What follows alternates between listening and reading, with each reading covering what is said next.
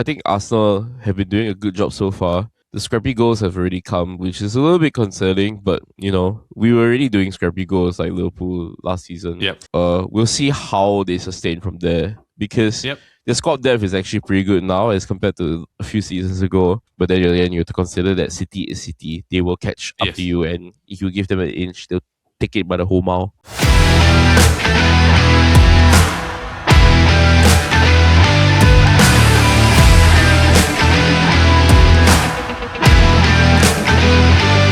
Hello everybody and welcome to another episode of the Football Kaki. I am your host Elder and I am joined by my fellow Kaki bro who has not been on this show for a while, but he is back after his restful holiday. What's good? Ned, how are you, bro? I'm good. Japan was fun.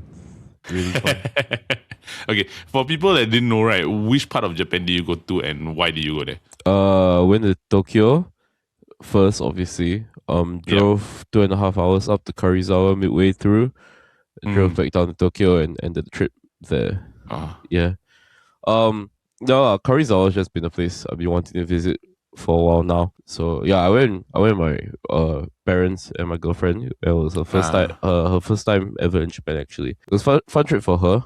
So just want to maybe also bring her out of Tokyo so it's like she sees like a little bit of the outside. Overall, pretty fun trip. I think I was gone. Yeah, I like you sent us some photos, right? There was like one mountain that was like insane, bro. I was like, you showed us the view of the dining area. Then I looked out, I was like, oh my gosh, that's Karizawa, bro. Yeah, like that's the type of view you can never get in Singapore. Hell yeah. I mean, it's like the Karizawa has been described as like the Hamptons of Japan, if you know what that is. So it's a very like rich-ish area, but a lot of like ski resorts, a lot of golf courses. Yep. Yeah. So that was fun. They're most famous for their outlet there actually. Like the big ass outlet there, and like like the Y3 Japan shirt that I had, like they were selling it. They were like it was at the outlet store, and like one shirt was like $70. What the hell? Like I massively overpaid for mine now, but we move. It's okay. I mean, you were in the country where it originated from, so yeah. But I didn't think it would go like that much on sale. Like you don't think of like you running into like those kind of jerseys there. But it was cool that they had the new the World Cup jersey as well. Yeah, the upcoming one. So yeah. Did you get it? No, I didn't get it. I didn't want to massively overpay again. Well, I mean, it's good to have you back. Yes, sir. But I think like since the time that we have gone, right, there's a lot of interesting football sentiments, right? But I think the one that probably is the most interesting in terms of transfer news, because we are a few days away from the window opening, the January transfer window opening, right? Yep. Antoine Semenyo, right, is on a possibility of joining Manchester City, right? I think this is the first time every single one of the big six has been linked to a player. And it was a release cost of about 65 million. 65 million euros, yes, correct. Okay, I do think that for the work rate and the output, right, you get a decently good player, right? But what do you think of him possibly joining Man City? Because it seems like Man City is the primary like location or the main reported destination, right? But there are a lot of questions that are being asked, like even rumors saying that his camp is saying, hey, don't go to City because if you go to City, are you really going to start? And stuff like that. So what do you think? See, the thing is, okay, first and foremost, I want to address the big ass news that came out of this transfer saga, in that Spurs has already been quote unquote politely rejected by him. So I think that's hilarious. He was really like said no to Spurs. I think the front runners. It was never a consideration, bro. It was never a consideration. I mean, considering like all six of the big six are in for him, why would you go to Spurs, right? I think it's really funny that was like one of the first few things that came out. But yeah, I think realistically, right, although City and United look to be the front runner, I actually see him doing the best at Chelsea, believe it or not. Seriously? I feel like, no, because, okay, you think about it really, right? Chelsea on the wing, right? No one really has the work rate that he has right now. The wingers are pretty damn lazy. I mean, you think about it like Garnacho, you got, who is that young kid that he got from Dortmund, Bino Gittens? He's been useless so far. Neto is not really, I mean, Neto is good. He's a pure like winger, but he's not, he doesn't like, he doesn't press, he doesn't help the team as much as, you kind of need to be doing in the EPL. So I see him flourishing the best at Chelsea. He's the perfect, I think, like profile player that they're missing right now. He could definitely do a job at City. It's just that who the City sell in order to make room for him.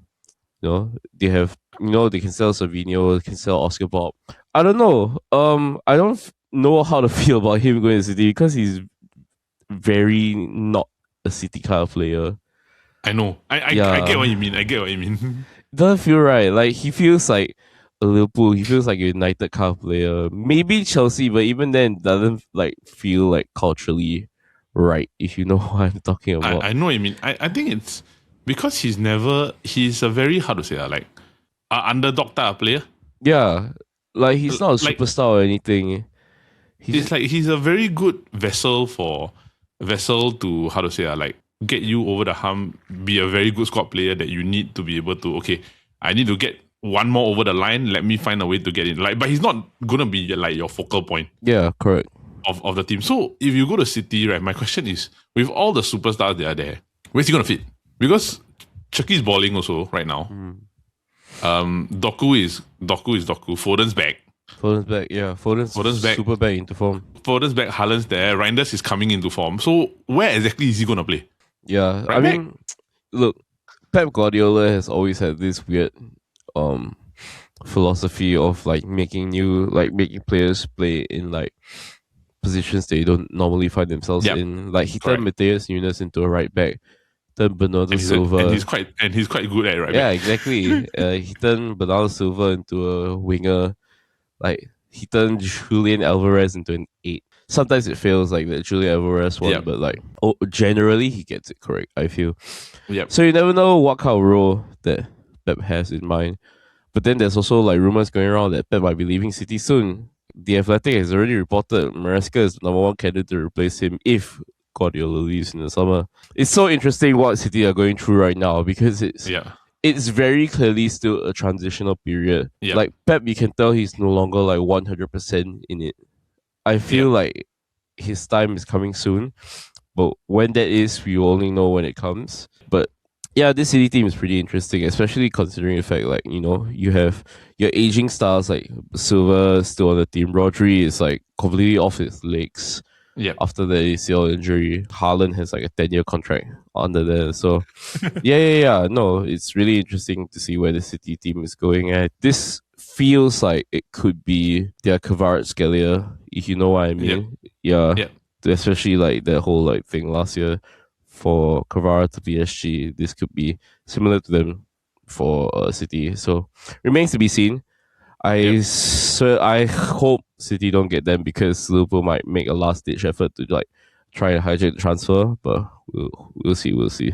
I mean, as a Man United fan, I don't mind, but the thing is that we are not really a very premier destination right now because there's so much uncertainty, especially considering the fact that for the first time in a long time, right, Ruben Amorim has considered changing his system and he said it publicly. So I will not really get into that because until the system has taken full swing and change into effect or whether it's damaging to United, right, I'll probably leave my comments for another time. But moving on to Manchester, to overall as the football Kaki, right, we are back for this week's episode, and just to let everybody know, wishing you a very happy New Year's Eve and a happy New Year because this episode comes out on New Year's Eve. Hell yeah, let's go. So congratulations for everybody that had a great 2025. For those who are striving towards more in 2026, we support you and we hope that you have a great 2026 ahead. But moving on to today's episode, what we're going to talk about is what's going on. I'm not going to delve into it, but it is about a specific team that is currently at the top few teams in the EPL table. I think you know which one. For those of you can kind of point it out. Then for the title race, clear cut. Both Arsenal and Man City won. Shaky performances from both sides. Not the most dominating forms, but at the end of the day, if you're in a title hunt, you need 3 points because that's all that matters. And then we have our match of the week, which is Man City versus Chelsea. For people that are asking, why are we not covering Aston Villa versus Arsenal? Well, it's because when this episode comes out, the match will have been finished. So we can't really do a prediction on that. It'll be a bit weird if we add a episode and says, I'm going to predict this, then the match already over already. So we're not really going to do that. So with that, bro, you ready to get into this? Let's go. Okay, so for our what's going on, Ned, I think you and I discussed this earlier, right? There is a particular team in Claret and Blue that have extended their winning streak to 11 wins. A winning streak that nobody in this entire world thought about this and thought about ever happening. If this winning streak were to happen, right, most of us thought it was going to be Man City. But it turns out to be Aston Villa. So, Ned, me and Paul talked about in the previous episode where this run is quite insane, right? Your thoughts on this 11-game winning streak in all competitions, and any questions or any thoughts about this? The United guy could have got his hair cut twice. Yep, that's what a lot of people are saying. By this point. I think Unai Emery is like, we can tell he's just super comfortable at Villa. Yeah, like this is his kind of club. You're never gonna see him managing big sides like an Inter or like Milan or like a Madrid or something like that. Yep. I feel like he's comfortable in teams where they're just bubbling under like the top few teams of their respective leagues.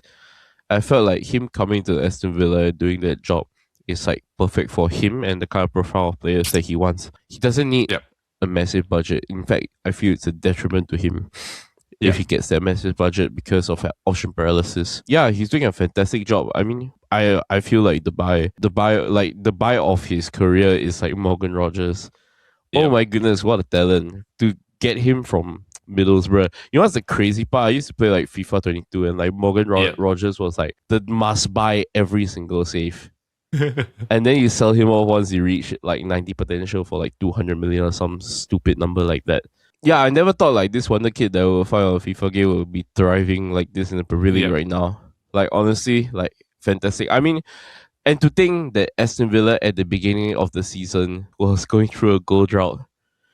And the person to take them out of that goal drought is no longer seen as an option at the club anymore. Yeah, it's quite a crazy season for Villa fans. I'm not gonna lie, to see them essentially in a title race again, because let's not forget they were in the title race two seasons before. Like they were close, but ultimately faltering at the end. So of course, with football and everything remains to be seen. I'm not gonna front here and say that I know all this stuff about Aston Villa. I don't. I roughly know their transfer policies. They like to get failed wonder kids, as I like to put it. It's really funny. Can you imagine like Jadon Sancho is now a starter at Villa? Yeah. Considering like his whole like career trajectory up to this point, especially like when he first got to England. Wow, what a career, man! From like being a Chelsea bomb squad reject to now like being a starter at Villa. I mean, okay, let's be fair, right? The season that he went on loan to Dortmund, he made the Champions League final. He always had it in him. It's just he needed to find the right system. So maybe they'll turn this loan permanent for him. Whether they can afford his wages is a completely separate issue. But yeah, I think it's really fun and interesting that Villa are competing again, because let's not forget, amongst the top three, there's only 2 Champions League trophies amongst the 3 clubs. So, up the Clarets. Okay, I do agree, right? Because in terms of Morgan Rogers, right, like, I know the effects because he scored 2 wonder goals against Man United last week. Those 2 goals were like class goals, to a point where like as a United fan you can't really help but go like, I mean, what can my goalkeeper do? Honestly, nothing in that situation, right? But the fact that they are currently third with 11 consecutive wins, right, is something that even I totally did not expect, and I expected it from a totally different team. And considering the fact that even by January, right, they could leapfrog Arsenal. Before the New Year starts, really, they could leapfrog Arsenal, because if they do this, they are probably maybe gonna get tight on points with Arsenal, right? And they're close already. City could jump up. Goal difference wise, of course, definitely Aston Villa has a much lower goal difference, right? But they're close. They're within proximity.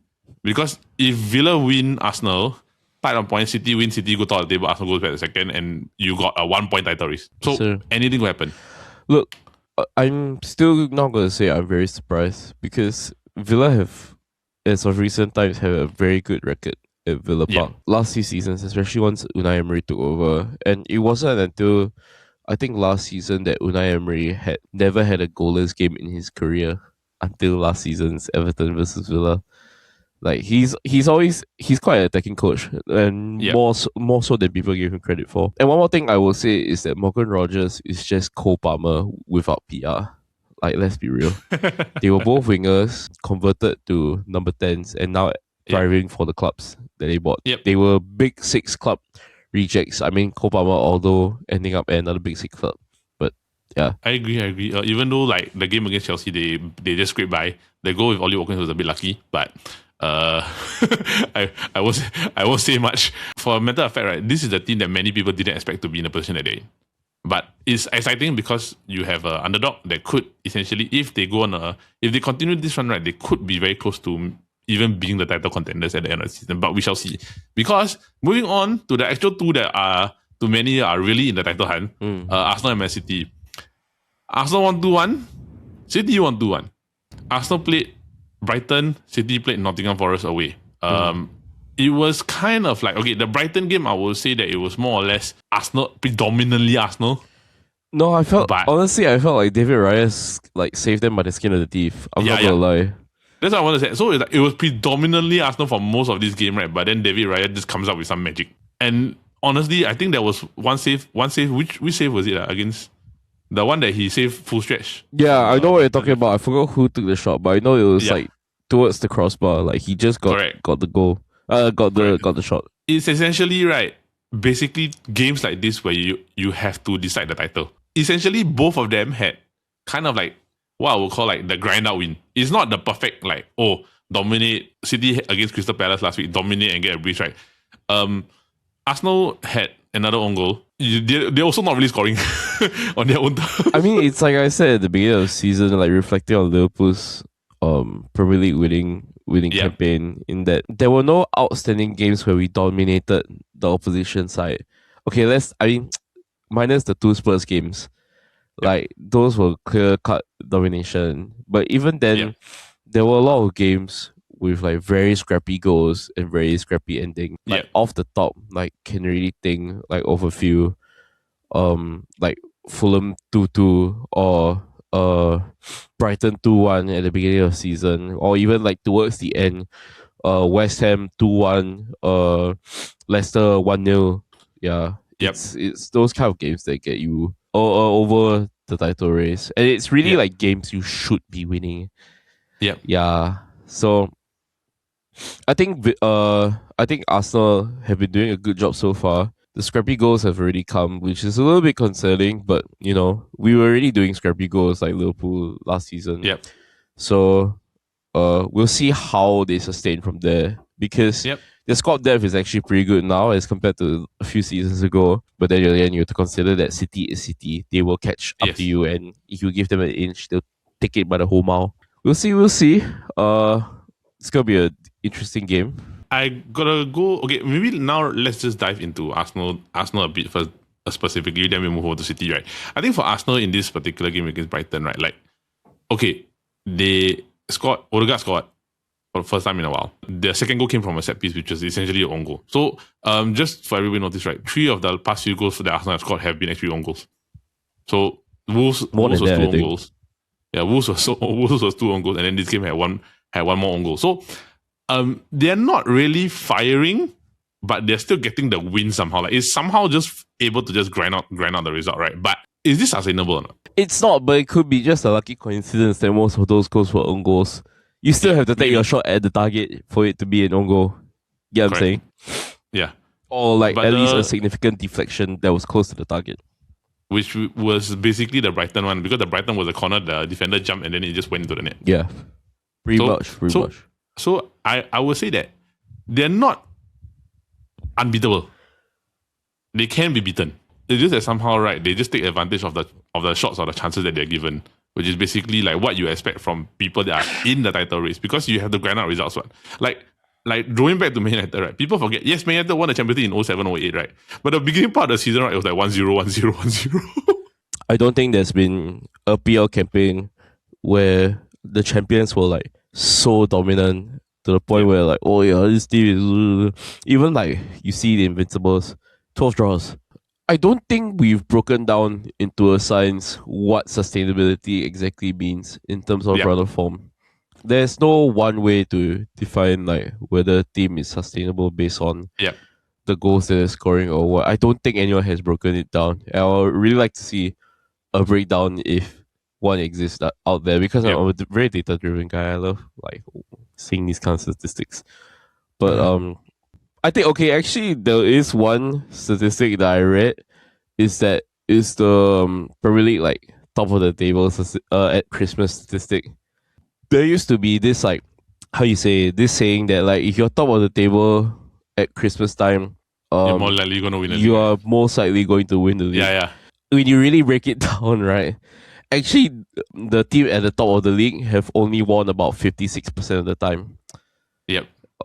You watched that video too, right? No, I watched it because it was very well known during the time that United were dominant, because United, whenever they were top at Christmas, they usually won. Yeah. So it was only until recently that the things started to change. But it was but even then United don't have 100% record. You know who does? They don't. Chelsea and City has. There were a few times that when we were top at table during Christmas, then we didn't win towards the end of the season. We lost by maybe like 2 to 4 points usually. Yeah. Most of the time. I mean, Liverpool have done it like 2 out of 7 times. Yeah. Arsenal have never done it. That's the craziest statistic I've ever heard. Arsenal have been top of the table 4 times like at Christmas and have bottled all 4 times. It's so funny. The record that probably has the most is probably belongs to the 2 Manchester clubs. Like the higher percentages. Oh no, City has 100%. Yeah, that's why. Yeah. Is the City has 100%. United, I think probably maybe 50. No, it's the second place is actually Chelsea, but smaller pool of samples because Chelsea has been top at Christmas 2 times and won both times. Yeah. Whereas United, of the 13 titles, I think we were on top. Yeah, it wasn't about half of it, not all the time. It's kind of interesting because people always have this like understanding that if you're top at Christmas, you're probably going to have a higher chance of winning the league. But like you said, statistically wise, it's probably not proven that it's going to happen. Statistically wise, it's a coin flip. It's more like a coin flip if anything. It's 50-50 one. Like, it's not 100%. But the thing is that the reason why I think for me, Arsenal probably maybe don't really is like keening on the side where it's not really Arsenal's to lose, because City is currently in the middle of like I'm going to ramp it up now, but I haven't reached 7th gear. It's like I'm at 5th, or like 4th or 5th, because the past few weeks bro, the way that they're playing, right, is kind of scary. Like, I think let's move on to City right now. Like, it's kind of scary that how they're playing so well, and you can tell that they're not even at full like 100%. Like, this is full function City already. It feels like City are going to go the next 18 games undefeated. Yeah. It definitely feels like that kind of City team. And it was like I was saying earlier in the season that if Pep Guardiola has a settled XI or a generally settled 11, right, that's how you know you're cooked there. Because this man is known for rotating so much that if he has a favorite 11 for the season, right, it's quite scary because you know like that's the game plan he's going with, and you are going to lose to that game plan. Yeah. Paul said the same thing. It's like he's settling into his own team also. So the 11 is like Nunes behind Chucky, O'Reilly behind Foden, Silva, Gonzalez, Reinders in the middle, right? And then Haaland up front. And Haaland is like a madman, considering the fact that this game he didn't score. But the fact that he has about almost 20 goals and he's not even halfway through the season, right? It's kind of insane. Exactly. Yeah. And the fact that his golden boy is back. Phil Foden has returned to form. Yeah, that's the scariest part, honestly. That's the worst part. Like, to me, when I said this to Paul, I said that people are focusing on Haaland, right? But I'm like, no, bro. You got Haaland and Foden back together, and Foden is like Foden. Foden feels like the new KDB. I'm not gonna lie. You gotta be scared, dude. Foden feels like a new KDB.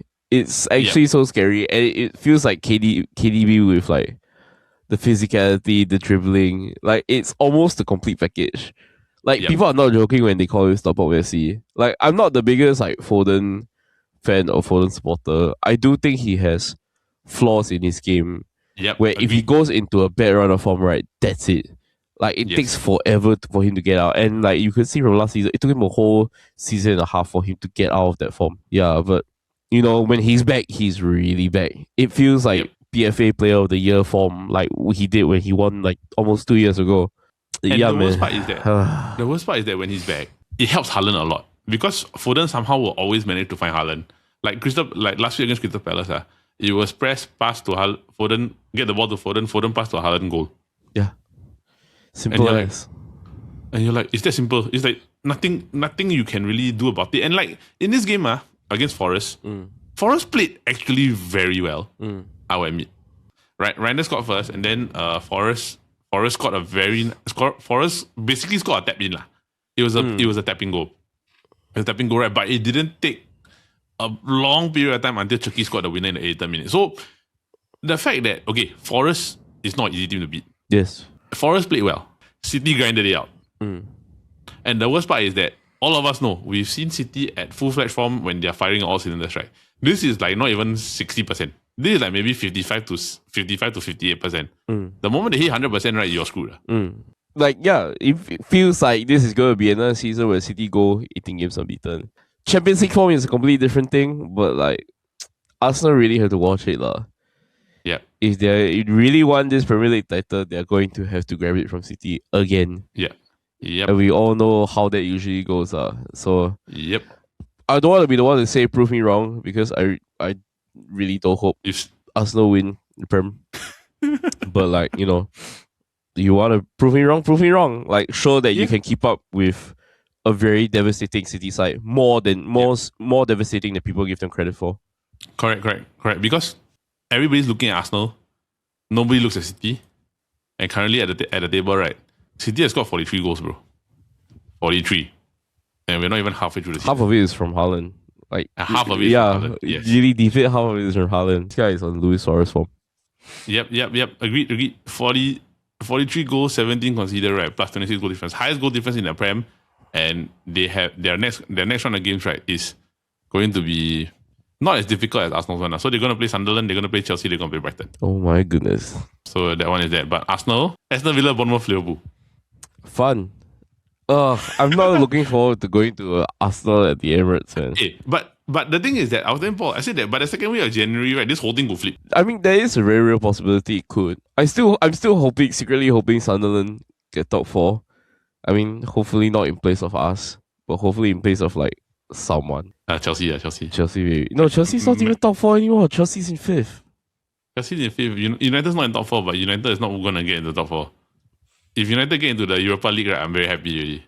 Fair enough. Because we've got a long ways to go. But side note, right? Yes, for everybody that's wondering, right, Wolves still only have 2 points. Yep. So they, like, according to Paul, they can get a perfect score to go into a top junior college in Singapore. They're going down. I will be real with you. They might just beat Derby County's record. There's a very real possibility. 2 points, right? But Nottingham Forest is 17. Nottingham Forest is 17? Nottingham Forest is 17, bro. Nottingham Forest only got 18. God. People don't know, right? Nottingham Forest is 17, Leeds is 16, Bournemouth is 15, Newcastle is 14. Who's 19? Burnley. Oh, okay. What? Burnley fell off? Okay, yeah, but to be fair, I expected them to get relegated of all teams. West Ham's 18. West Ham's 18? Yes, West Ham's 18, bro. Honestly, right, this EPL table this year don't make a lot of sense. So I thought Leeds were 17. Leeds is 16. What's going on? What's happening at the bottom of the table? This is the funniest relegation fight I've ever seen so far. It's so weird, bro. Okay, like, I think just to summarize this for everybody, right, I'm gonna read, like, this is what's happening, right? The gap between 6th and 16, right, is 9 points. The gap between 6 to 14 is about 6 points. And then from 14 all the way to 17, right, is 5 points. What is this table, man? This table don't make sense, bro. This feels like this table is going to end as like a Premier League like pub quiz type nonsense. I'm not gonna lie to you, man. Bro, it's just the top 3 and everybody else. Oh my god. Wow. Yes, and Forest is ahead of West Ham by 5. Then Burnley and West Ham is 13. And Burnley has 12 points, West Ham has 13 points. Wolves are going down because Wolves are 100% going down. It's just a matter of whether they beat Derby County's record. How do you lose 16 games and it's not even halfway through the season? You know what? It might actually be a detriment to them that they've essentially like lost Jorge Mendes. Yeah. In like getting like all the Portuguese talent in, because that might have been what kept them alive so far. Yep. It's actually really sad seeing Wolves go down there. I'm not gonna lie to you. I quite like Wolves. A lot of people love Wolves, bro. Yeah. Like, they were one of the hardest teams to beat. It was like Man United's bogey team along with Brighton. Right. Goodness. Wow. How the mighty has truly fallen. And it's not like they're bad players on the team, no. It's like Jose Sa in goal. Yep. Like, He's a decent keeper. Is he still Portugal's number one? Is it not Diogo Costa, man? Oh right. Could be Diogo Costa. Sorry. Huang Yi-cha was doing some work. Yeah. Like 33, 34. Huang Yi-cha, oh my goodness, he was an FPL hero for like the longest time, man. But I will say this: if there's any team that can give Wolves their first win of the season, is Man United. No way. They're playing them on the 31st. No way. You've already met them once, what? Why are you so adamant that you'll be giving them points? Because it's Man United. So okay, fair enough. Bro, it's like you talk about 50-50 about winning a title, right? Me and Paul are like 50-50 which Man United shows up. You don't know which Man United shows up. You know how bad that is or not as a Man United fan? It's like, am I going to get the Man United that beat Wolves 4-1 or am I going to get the Man United that lost to City 3-0? Okay lah, but that's how most Liverpool fans felt in like the early 2010s or so. So like, yeah, that is true. That is true. But I think let's move on to Manchester City versus Chelsea, which is our match of the week. Before this match happens, right? There's a chance that City could be top of the table. Just to be fair, yes, because correct. Aston Villa is going to play Arsenal, and if Villa win, even Villa draw, right, with Arsenal right, and City win, right, City go top of the table based on pure goal difference. Correct. So if Arsenal drop points, City could be top of the table coming into the new year. So we shall see this, right? But I'm not going to say that it's going to be easy because Chelsea is also not a very good team to play. It's just that probably the only difference is that Chelsea's attack is not firing right now powerfully. Dude, when has it ever been firing? I felt like they really messed up with the striker choices this time around. It's confusing. It's like João Pedro was okay at the beginning, but then Liam Delap has fallen off like by so much. Cole Palmer's goal production has reduced. To be fair, Liam Delap has been injured for the most part of this first half of the season. But Cole Palmer is really inexcusable. What happened to the guy? I don't know, bro. He's not been the Cole Palmer that all of us know. Yeah, but Jamie Carragher is still rating him over Salah, which is crazy. Bro, don't worry.